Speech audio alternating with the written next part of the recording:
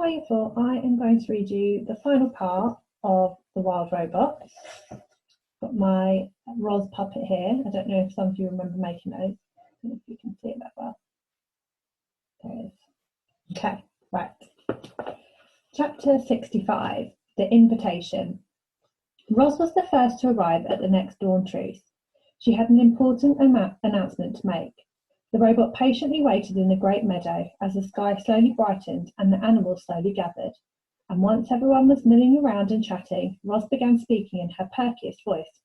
"Pardon the interruption. If I could please have a moment of your time." The crowd settled down and listened to their robot friend. "We made it through a terrible winter. A new generation of youngsters is arriving, and my son, Brightbill, has just returned to the island with his flock. I think we can all agree that there is much to celebrate. So in addition to the dawn truce this morning, I would like us to have another truce this evening. We can call it the evening truce, or better yet, the party truce." The crowd began chattering with excitement. "I have planned a celebration," Ross continued, "and you are all invited. I will take care of everything. Just please meet me back here at dusk. Oh, and I have a little surprise. Actually, it is not a little, it's quite large. The point is, I have planned a celebration and hope to see you all there." "Sounds great, Roz, but I'm afraid there's only one problem with your plan." Mr. Beaver blinked his beady eyes. "The moon won't be out this evening, so it will be too dark for some of us to see." "You are half correct," said Roz. "Tonight will be moonless, but it will not be dark, I promise. Now, if you will excuse me, I must prepare for our party. I will see everyone back here at dusk. Goodbye." Chapter 66, The Celebration. Dawn turned to day, day turned to dusk, and just as Roz had asked, animals were gathering again in the great meadow. Word had spread across the island that the robot was throwing a party, and everyone wanted to see what the fuss was about. The fuss seemed to be about a giant stack of wood. Roz had spent all day collecting logs and branches and stacking them in a perfect massive tower. The animals crowded around it, trying to imagine its purpose, and then they saw a golden light flickering in the distance. Roz emerged from the dark forest. In her hand was a flaming stick, which she held up like a torch. She was camouflaged in thick mud and clusters of wildflowers, but her camouflage wasn't for hiding. It was her party dress. The animals watched as the robot glided across the meadow, surrounded by a warm glow. "Thank you all for being here," she said, as she joined the crowd. "1 year ago, I awoke on the shore of this island. I was just a machine. I functioned. But you, my friends and my family, you have taught me how to live, and so I thank you." "No, thank you, Roz," shouted a voice. "You have also taught me to be wild," said the robot. "So let us all celebrate life and wildness together." At those words, Roz heaved up her torch high into the air. It soared up, up, up, and landed on the very top of a wooden tower. A ball of fire burst towards the night sky, and suddenly the meadow was bathed in firelight. Hundreds of shining eyes watched as bright flames crept down the sides of the tower, and embers floated away on the breeze. The animals stepped toward the bonfire, eager to feel its warmth, and then stepped back, afraid of feeling too much, and soon everyone was moving. The deer started leaping, the foxes started trotting, the snakes slithered and the insects buzzed, and the fish jumped up from the river. Brightbill led all the birds into the air, where they wheeled around the bonfire like a tornado of feathers. Roz sprang into a wild dance, her shaggy dress shaking and swooshing with each movement. It was a wild party, and it took our robot to make it happen. Roz and the animals partied all night long. They were so busy singing and laughing and dancing that they didn't see the cargo ship as it sliced past the island, but the ship saw them. It saw the towering bonfire, it saw the robot, and then it quietly continued through the darkness. There's a picture of the bonfire there. Chapter 67, The Sunrise. By dawn, the bonfire had dwindled to a smouldering hill of ash. Everyone else had gone home, and only Roz and Brightbill remained in the meadow. They lay in the grass together, watching as the soft light of morning crept up from the horizon, and then Roz said, "Let us go for a walk." The robot and the goose hiked and flew up to their favourite spot on the grassy ridge, but then they kept going. They followed the ridge to the mountain and climbed all the way up to the craggy peak just in time to see sunrise. I climbed up here once before, said Ros, as the sun's first rays warmed her body. I sat on this very rock, looked out at the island, and thought I would always be alone, but I was wrong. Are you happy, Ma? The robot thought for a moment. I am. I'm happy too. Brightbill closed his eyes and felt the wind and sun. There was a slight chill in the air that made him feel alive. Everything seemed just right, and then he heard a distant buzzing sound. The goose squinted to the south and saw a familiar shape in the sky. He turned to his mother and said, Ma, there's an airship flying this way. Chapter 68. The Recodes. The airship approached from the south like some giant migratory birds. The ship was a sleek white triangle with a single dark window facing forward. 3 identical robots stared out the window. The robots resembled Ros, but they were bigger and bulkier and shinier. The word Recode was lightly etched into each of their torsos. There's the ship. Followed by their individual unit number. They were Recode 1, Recode 2, and Recode 3. The Recodes flew in a low circle around the island. They saw a smoking hill of ash. They saw mysterious wooden domes. They saw 4 dead robots scattered across the shore. The airship hovered above the robot gravesite for a moment. Then it floated up over the island and lowered itself onto a small meadow at the foot of the mountain. The engines blasted air towards the ground, bending trees and tearing grass. Then the landing gear sank into the soil, the engines powered down, and all was quiet. A door hummed open and out stepped the Recodes. They took several long strides into the meadow and stopped. A shadowy figure was lurking at the forest edge. The Recodes turned and faced it. They stood flush together like a sparkling wall, and then the shadowy figures began to move. Out from the trees walked some sort of 2-legged creature. It was dusty and dirty. Butterflies flitted around the flowers that sprouted from its body. One of its feet was made of wood, and then the creature spoke. Hello, my name is Ros. There's the Recode. Chapter 69. The Defective Robot. Hello, Rosen, Unit 7134. We are the Recodes. We are here to retrieve all Rosen units. The cold, flat voice came from Recode 1. He and his partner stood absolutely still and kept their glowing eyes locked on their targets. There are 4 others, said Ros, but they are dead. We have already collected the remains of the other units, said Recode 1. We will collect them later. Now come with us. The 3 Recodes motioned Ros to the airship, but she didn't move. Where have you come from? She said. The Recodes turned and stared at Ros. Do not ask questions, said Recode 1. Where will you take me? Do not ask questions. Why must I leave? Do not ask questions. I will not go anywhere until I get some answers. There was a brief silence as Recode 1 computed his next move, and then he began to speak. 1 year ago, a cargo ship carrying 500 Rosen units was sunk by a hurricane. 495 units have been retrieved from the ocean floor. We have come here in search of the last 5, and we have located them. Rosen Unit 7134, you are the property of Tech Lab Industries. We will return you to the factory, where the makers will refurbish you and sell you to a worksite. You will then live on that worksite indefinitely. Now come with us. But I live here, said Ros.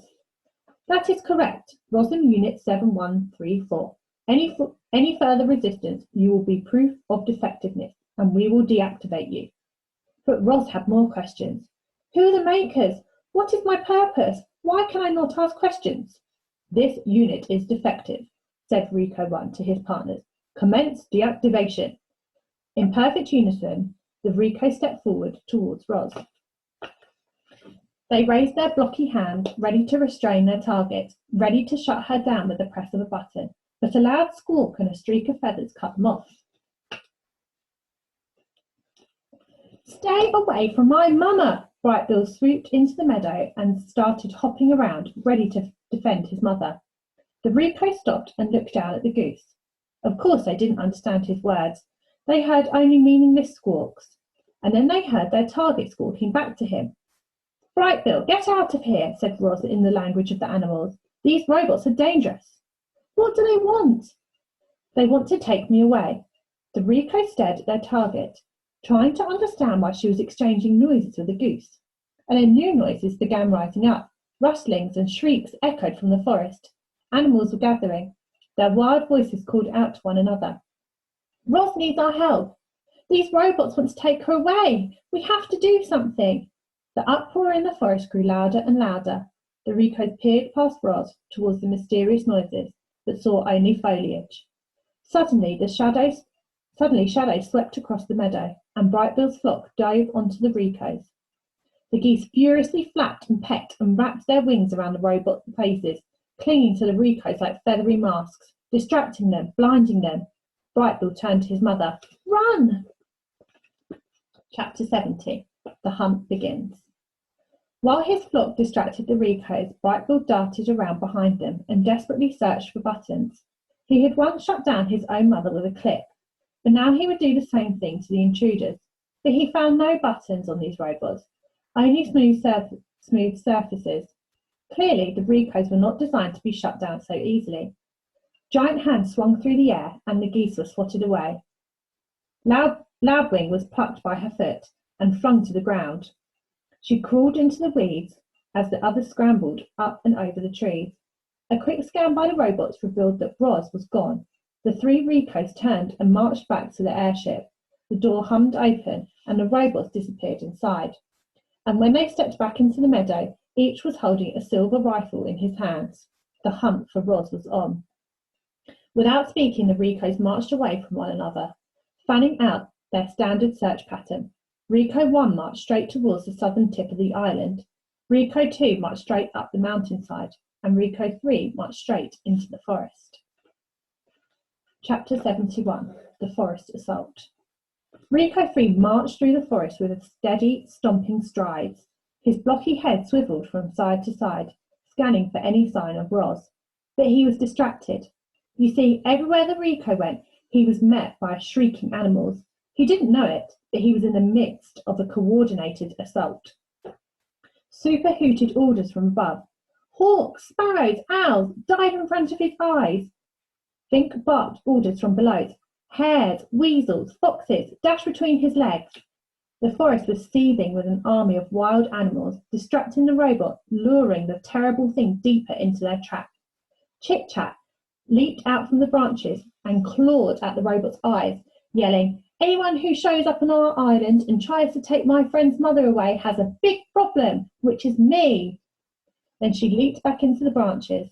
The robot pointed his rifle at the squirrel and pulled the trigger. A blazing beam of light shot through the forest and sent tree limbs crashing to the ground. It grazed poor Chit-Chat, singeing the end of her tail, but she ignored the pain and scurried up to the safety of the canopy. With each stride, the ground grew a little softer, and the robot sank a little deeper, until he was up to his waist in thick, heavy mud. His churning legs slowed to a stop, and he stood there computing whether to move forward or backward. Recode 3 was now an easy target. Begin the bombardment, ordered Swooper. The sky darkened as a swarm of birds descended from the treetops. They swooped past the robot and splattered his face with their droppings. Bird after bird swooped and spattered, and the Recode's eyes were instantly caked in filth. Don't let up, screeched the owl. Give it everything you've got. There seemed to be an endless stream of birds, with an endless amount of droppings. Recode 3 let go of his weapon and wiped his filthy face with both hands. That was the moment the fuzzy bandits had been waiting for. They dashed out from the weeds, snatched the rifle with their nimble hands, and dragged it away. Tawny and Crownpoint looked on from the underbush. The buck lowered his head, and the raccoons carefully placed the rifle upon his antlers. Then the deer and the raccoon slipped into the shadows. By the time Recode 3 realised his weapon was missing, it was too late. He let out a sad electronic tone, and then, as the birds continued their bombardment, the robot turned and blindly trudged back through the muck. It was now time for the final stage of the plan.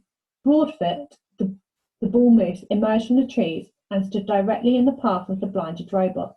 Recode 3 had no idea that his every step brought him closer to the mighty animal. When the robot was enraged, Broadfoot turned and kicked back with his powerful hind legs. There was a sharp crack and dung sprayed from the Rico's head. The moose kicked again, crack, and the robot's head flopped to one side. A tear in his neck exposed a tangle of silver tubes, but Rico 3's legs kept pumping, so Broadfoot kept kicking. He pounded the robot's head with his heavy hooves, denting and crushing it into an ugly shape, and with one final crack, the head broke loose, soared through the air, and squelched into the muck.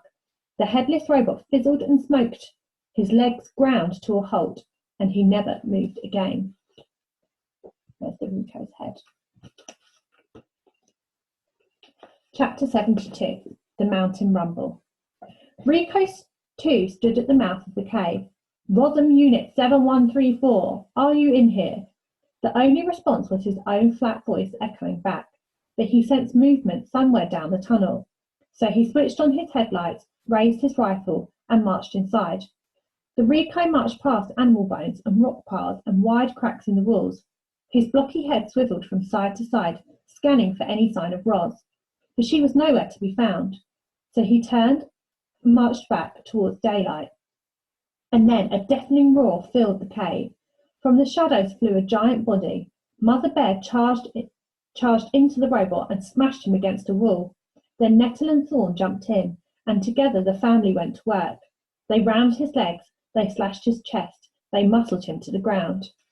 On his way down, Rico 2 squeezed the trigger. There was a flash of blazing light, and walls began to crumble. Nettle grabbed her brother by the scruff and pulled him outside as an avalanche of rock thundered behind them. Mother Bear howled. The rifle exploded. Stones clanged against Rico 2. The avalanche slowed and settled as a cloud of dust billowed out from the cave. Mother! Nettle peered into the darkness. I'm here, said a weak voice. The young bears dashed inside and found their mother half buried. They pulled heavy stones from her body and dusted her off. I have broken bones, she rasped, but they will heal. Where is the robot? Rico's 2 headlights switched back on.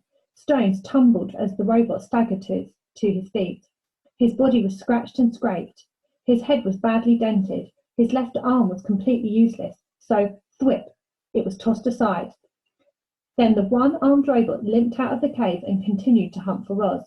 Don't worry about me, Mother Bear growled to Nettle and Thorn. Kill the robot. With his heavy limp and his grinding gears, Rico 2 was easy to track. The young bears caught up with him as he was entering a grove of pines, but they didn't attack, not yet. There was a better place to finish him off up ahead, so they hung back and followed him across the mountainside. The distant rumble of the waterfall grew louder with each passing minute, and then a slash of white appeared through the trees. Soon the robot was standing beside the roiling, frothing river just above the falls. He was too badly damaged to leap over the falls or to wade through the rapids or to climb down the cliffs. But he had to continue his hunt for the target, so he started limping upriver in search of a safer crossing. There was a rustling and the young bears exploded out from the trees. They threw their heavy shoulders against the robot's body and he stumbled sideways onto the riverbank. Nettle reared up and wrestled the robot, twisting and shaking him with all of her strength. Rico 2 felt his feet slipping on the rocks. He felt his body tipping over, and then he plunged into the white water, and he brought Nettle with him. The current immediately swept Nettle towards the falls. She rolled through the rapids, crashed into one rock, and then desperately clambered onto another. Rico 2 stood straight up, and the river rushed around him. He took a step, slipped, and disappeared beneath the water, but then he was up again. Thorn ran to help his sister, but she was pointing upriver and roaring, "Use the logs!" When the younger bear turned around, he saw what she meant. A jumble of broken logs were wedged between the rocks of the rapids, and a moment later Thorn was on top of them. With water sloshing over his back, he forced a paw between the logs and prized the top one loose. It splashed into the river and wound its way down through the rapids, only to roll harmlessly past the robot.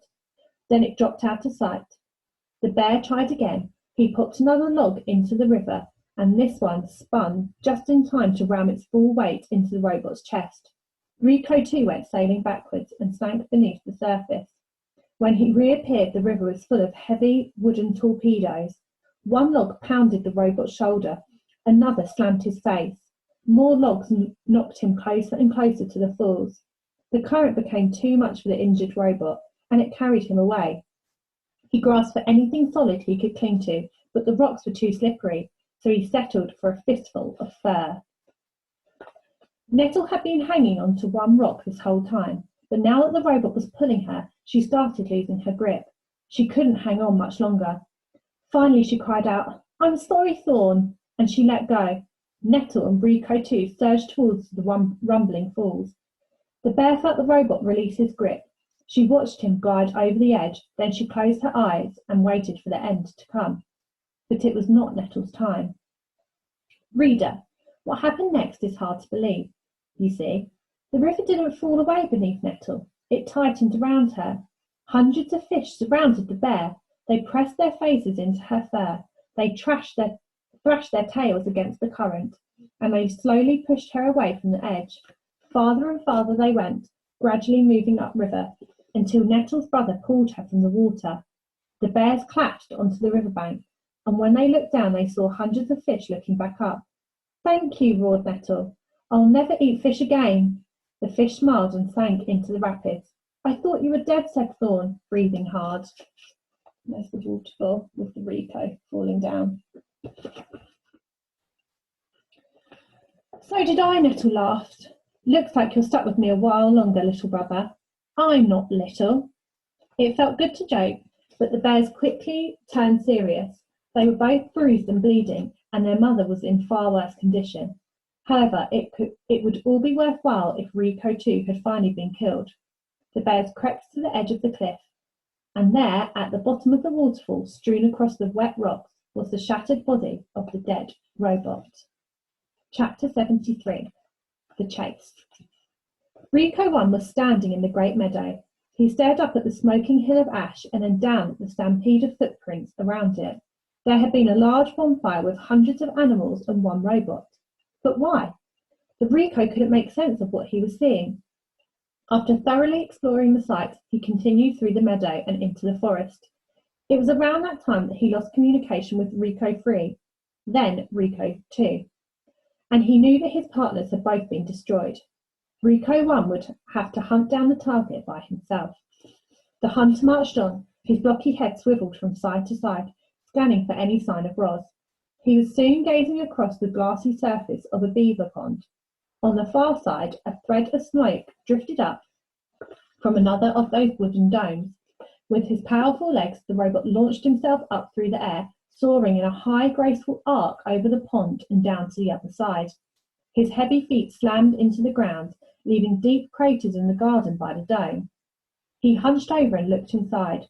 Fur and feathers and the dying coals of a fire, but the target wasn't in there.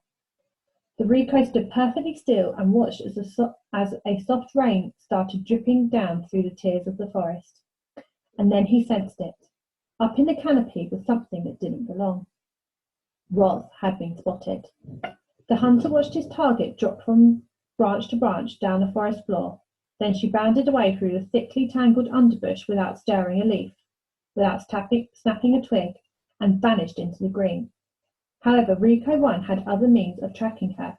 He could sense her electronic signal. The signal was gliding around the edge of the pond, but it was fading fast. A few more seconds and he would lose it entirely. Recode 1 burst into a sprint. The forest seemed to sway and quake from his stomping strides. A minute later, the forest really did begin to move. Trees were toppling down onto the Recode. He fired his rifle, and 2 toppling trees turned to ash, but then a third swung down through the smoke and hammered his body into the ground. Recode 1 shoved the tree aside, pulled himself up and continued the hunt. He didn't notice the beavers diving back into the pond. Recode 1 tore through brambles and leaped over boulders, and suddenly the ground was caving beneath him. Down he fell into a deep pit, crashing against the bottom and twisting his leg. The robot violently pounded his leg back into shape. Then he launched himself up and out of the pit. He didn't notice the groundhogs watching from their tunnels. The hunter faced one trap after another. He was pelted with flaming pine cones and tripped by taut vines and crunched by tumbling rocks. The hunter now limped and rattled and was covered in scars, but he kept going. Roz galloped back and forth across the island again and again as she tried to lose Rico 1. But no matter how fast she ran, or how well she hid, or how many animals helped, she couldn't escape the sound of the hunters' stomping footsteps. She had never run so hard for so long, and while her mechanical body was holding up, her wooden foot was not. After hours of relentless pounding, it finally gave out. She was galloping through the rocky forest by the sea cliffs when her foot splintered apart. There she is running. As soon as Rico 1 found the fresh wooden splinters, he knew his target was in trouble. He stomped out from the trees onto the cliff top and scanned the coastline below. Geese were flying down through the drizzle. Otters were wriggling over rocks. Seaweed and driftwood and broken robot parts were scattered about the shore. But the hunter also sensed a faint electronic signal. Roz was down there somewhere. The hunter's blocky hand clamped onto the cliff top, and then, thwip, it detached. The hand was connected to a strong cable that spooled out from the end of his arm. He gave the cable two quick tugs, then he stepped off the ledge. Rico 1 zipped down the cliffside, one arm releasing the cable and the other clutching his rifle. And he slowed to a gentle stop just as he reached the ground. Then, high above the robot's hand unclamped and followed the cable all the way down until, flip, it snapped right back onto the end of his arm. Geese squawked and the otters squeaked as Rico 1 marched through the robot gravesite. The place was littered with torsos and limbs and heads. They were all valuable parts, but he would collect them later. For now, his only concern was finding Roz. He followed the electronic signal over to a clump of seaweed. But where was his target? Was Rico's one sensor malfunctioning? The robot tapped his head a few times, but the mysterious signal remained. He looked around for any other signs of her, and as he did, the clump of seaweed reached up and grasped his rifle. Chapter 74. The Click. 4 robot hands were clamped around the rifle. Rico 1 loomed above. Roz lay below, camouflaged in seaweed. For a moment, all was still. And then the hunter suddenly lurched and twisted as he tried to rip the rifle away from his target. But Roz held on. Seaweed fell from her body as she was lifted right off the ground. Her legs dangled in the air until she pounded a foot and a stump against the hunter's broad chest, leaned back and pulled on the rifle with all her strength. Waves crashed as the robots grappled for the weapon, but Roz was no match for Rico 1. The hunter was too big and too brutal. Roz could feel her body being pulled apart, but she could also feel the rifle being pulled apart. A faint glow appeared between her hands. The glow grew brighter and brighter, and in a blinding explosion launched the robots in opposite directions. When the smoke cleared, shards of the rifle were everywhere. Rico's one body was poked with holes, and one arm was charred and crippled. Roz's arms and legs had been completely blown off. She was now just a torso and a head. Inside her computer brain, our robot's survival instincts were blaring. Her battered body simply could not take any more damage. Clearly, Roz was not designed for combat, but the Rico was. He pulled himself to his feet and hobbled toward his target. Roz wanted to get up and run away, but without arms and legs, our robot couldn't move. She could only speak. "Please do not deactivate me," she said. Rico 1 ignored her. His blocky hand reached past her face and touched the back of her head. Click. And there's the big explosion. Chapter 75. The Last Rifle. With the target deactivated, Rico 1 calmly moved to the next phase of his mission. He limped through the gravesite and began collecting every single robot part. He splashed into the shallows and returned with a foot. He shook the sand from a cracked torso. He pulled a head out from a tide pool. Each part was then piled around Roz's lifeless body. Brightbill watched in horror as his mother slowly disappeared under a pile of parts. Roz looked just like the dead robots, but she wasn't dead. She had simply been shut down. "Don't do it, Brightbill!" The flock tried to stop their leader. "It's too dangerous." But the goose was determined to bring his poor mother back to life. Brightbill crouched low to the ground and slowly moved towards the pile of robots. And when Rico 1 limped away to collect another part, Brightbill sprinted over to the rocks, pushed past arms and legs, and squeezed into the pile. Click. A muffled voice echoed across the shore. Hello, I am Roz in Unit 7134, but you may call me Roz. Brightbill hugged his mother's face as her computer brain rebooted. Mama, wake up! What happened? She said finally. Where is the Rico? He's coming this way. What were you thinking, Brightbill? You must leave now before he kills us both. I was scared, Mama, cried the goose. I didn't know what to do. Heavy footsteps stomped towards them. Robot parts were knocked aside, and then Rico 1 looked down with his glowing eyes. Brightbill tried to squirm away, but thick fingers locked around him like a cage. Mama, help! Cried Brightbill as he was pulled up from the pile. Please do not hurt my son, begged Roz. He is harmless. Rico 1 paid no attention to Roz. He just held up the goose in his giant hand, ready to crush the life out of him.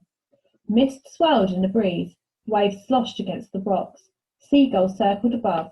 No, not seagulls, vultures. And one of them clutched something silver in his talons. The vultures spiraled down, and Rico's 3 rifle clattered onto the shore. Geese and otters quickly surrounded the rifle. They squawked and squeaked and fumbled with the weapon, trying to aim the clunky thing. The hunter was confused. How had those animals gotten a rifle? And could they possibly know how to fire it? They did know. The geese had seen a trigger press before. A beam of light briefly flashed through the gloom. At first it seemed as if nothing had happened, but a moment later Rico's one chest began glowing a brilliant orange. And then it was melting and oozing down his front, and soon there was a wide gap hole in the middle of his torso. His hand suddenly unclenched and Brightbill fluttered away. Seawater sprayed over the gravesite. There he is. And steam hissed up from the Rico's scorching hot guts. He shook and twitched and collapsed beside Roz. Rico 1 turned to face Roz and spoke in a quiet, garbled voice. More Ricos will come for you, and if you destroy them, still more will come. The makers will not rest until all missing robots have been retrieved. When will they come? Said Roz. How long do we have? You can still be fixed, Roz. Go to the airship, bring all of the robot parts with you. The ship knows what to do. His voice went silent. His eyes went dark. Rico 1 was dead. Chapter 76. The Broken Robot. Geese and otters were bustling all around Roz. They were pulling arms and legs out from the robot pile and pressing them against her body. They were hoping to hear thwip sounds and that the robot limbs would snap right into place and Roz would return to her old self and life on the island would go back to normal. But nothing happened. No matter what they did, the limbs wouldn't attach. Our robot's body was too badly damaged. I'm sorry, Ma, said Brightbill, his voice trembling. I thought this would work. It is okay, son, said Roz calmly. I am lucky I can still think and speak. The animals tried to smile at their poor friend, but they couldn't hide their sadness. Roz was a mangled wreck, and there was nothing they could do to fix her. The robot wanted to be strong for her son and her friends. She wanted to ease their worried minds and tell them everything would be fine. But Roz knew that everything would not be fine. She looked down at her broken body, and then she looked up at the geese. And the otter said, I will need some help getting home. There she is. Chapter 77. The Meeting. Strong, nimble creatures carried Roz up sea cliffs and across the island. They carefully propped her up inside the nest. They built a fire, and then they left the robot with her son. Roz and Brightbill sat there staring at the flames until the goose finally said, Do you need anything, Ma? I could really use some new arms and legs, the robot chuckled at her own bad joke. That isn't funny, cried the goose. My mother is broken and I don't know what to do about it. I'm sorry for joking. Ros adjusted her voice to a more serious tone. I know you want to fix me, but there is nothing anyone here can do. At these words her son looked away. Right, Bill, I'm afraid we have some difficult decisions to make. I think you should arrange a meeting of our closest friends. We could use their advice. The goose disappeared out the door, and soon Ros's oldest and wisest friends were on their way. Loudwing was the first to arrive. She limped into the lodge on her injured foot and sat close to her robot friend. Mr. Beaver appeared next, followed by Fink and Swooper, then Tawny curled up on the floor. Mother Bear was too badly hurt to make the journey, so Nettle came in her place. She sat in the garden with her enormous head jutting in through the doorway. Brightbill returned with Chit-Chat, who was nursing her burned tail. The last one to crawl in was Crab, the old turtle. Once everyone was there, the meeting began. The group talked all through the night. They discussed the Recodes. They discussed what to do about Ros. They discussed how to keep the island safe. There were stark differences of opinion and tempers flared, but by daybreak the group had agreed to a plan of action. That morning the dawn truce didn't take place in the Great Meadow. Instead it took place in a small meadow by the foot of the mountain, in front of the airship. Injured animals quietly hobbled into the clearing. The only sounds came from a gurgling brook that wound through the gathering and right past our robot. Ros sat in the wet grass. She was leaning against a rock. She looked so sad and frail. However, she still had her thoughts and her words, and for that moment, that was all she needed. Good morning, animals of the island. Ros's voice filled the meadow. I must look strange to you, all beaten up like this, but I hope I still sound like your old friend. Hundreds of heads nodded. You fought bravely yesterday. You risked your lives defending me, and I am eternally grateful. But many of our friends were wounded. Some may not recover, and there is worse news.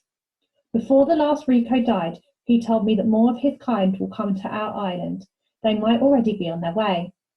And even if we defeat them, still more will come. My makers will not rest until all of their property has been retrieved. They want the dead robots. They want the broken parts. They want me. The crowd was silent. But I care about this island far too much to put more lives in danger. And so, my friends, I must leave. Voices cried out. Don't go, Ros. Next time we'll be prepared. We risked our lives so you could stay. I hear you, the robot's voice cut through the din. But look at me.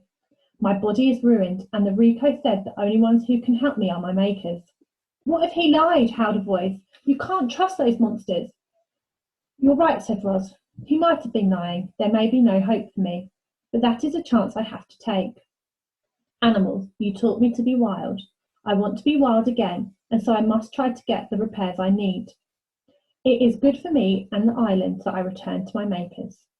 A calm settled over the crowd. They knew Ros was right. Chapter 78. The Farewell. Our robot had an army of animals at her command, and she asked them to bring every robot part and rifle back to the airship. Absolutely everything had to go. It was the only way to be sure that the Recodes would never come back. The island animals had no trouble locating the remains of the dead robots. Retrieving those remains took a bit more effort.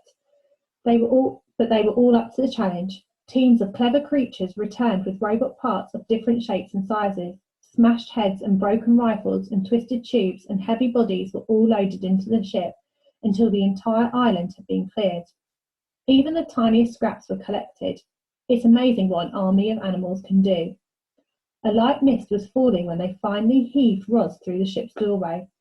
Her head slowly turned around to face the crowd of geese and beavers and owls and insects and foxes and raccoons and vultures and moose and bears and opossums and fish and deer and otters and turtles and woodpeckers and squirrels and frogs and hares and on and on.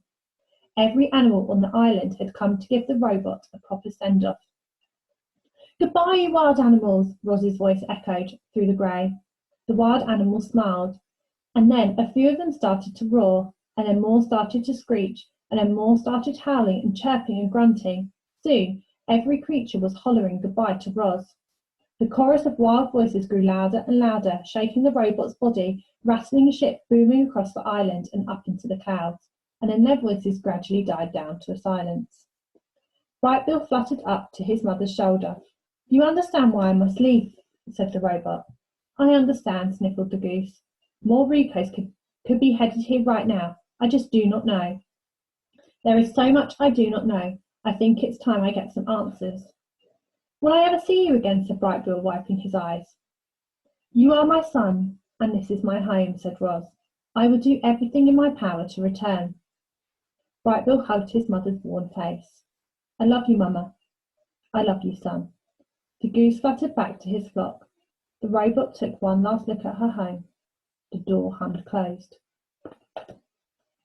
Chapter 79. The Departure. The airship's engines automatically fired up. Then the ship slowly floated above the island, turned to the south, and disappeared into the clouds. Chapter 80. The Sky. Our story ends in the sky, where a robot was being whisked away from the only home she had ever known. As Roz sat in the airship, broken and alone, and speeding towards a mysterious future, she looked back at her miraculous past. Reader, it must seem impossible that our robot could have changed so much. Maybe the Recodes were right. Maybe Roz really was defective, and some glitch in her programming had caused her to accidentally become a wild robot. Or maybe Roz was designed to think and learn and change. She had simply done those things better than anyone could have imagined. However, it happened. Roz felt lucky to have lived such an amazing life, and every moment had been recorded in her computer brain. Even her earliest memories were perfectly clear. She could still see the sun shining through the gash in her crate. She could still hear the waves crashing against the shore. She could still smell the salt water and the pine trees. Would she ever see and hear and smell those things again? Would she ever again climb a mountain or build a lodge or play with a goose? Not just a goose, a son. Brightbill had been Roz's son from the moment she picked up his egg. She had saved him from certain death, and then he saved her. He was the reason Roz had lived so well for so long, and if she wanted to continue living, if she wanted to be wild again, she needed to be with her family and her friends on her island. So, as Roz raced through the sky, she began computing a plan. She would get the repairs she needed. She would escape from her new life. She would find her way back home. And that is the end of that story. If you did really enjoy this book, there are actually sequels. So The Wild Robot Escapes. So if you enjoyed it, it might be worth seeing if you can order that and read that. I really hope you enjoyed it, and hopefully I will see you all soon.